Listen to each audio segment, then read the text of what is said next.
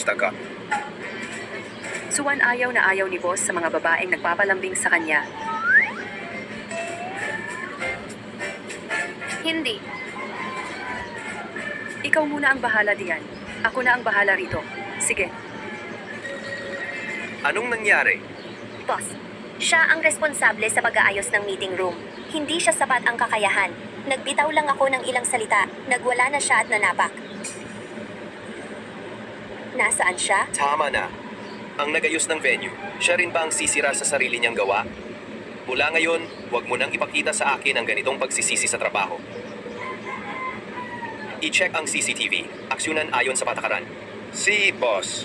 At isa pa, i-delay ang board meeting ng 1 oras. Ipagbigay alam mo. Simula ngayon, sa buong grupo, lahat ng limited edition na bagong produkto, ang Misis ang mauunang pumili. Ang mineral vein sa South Africa, ilipat din sa pangalan ng Misis. At isa pa, birthday ng Misis ngayon. Sa mga susunod na taon, tuwing buwang ito, lahat ng empleyado ng grupo ay doble ang sahod. Si boss. Wow, salamat boss. Anong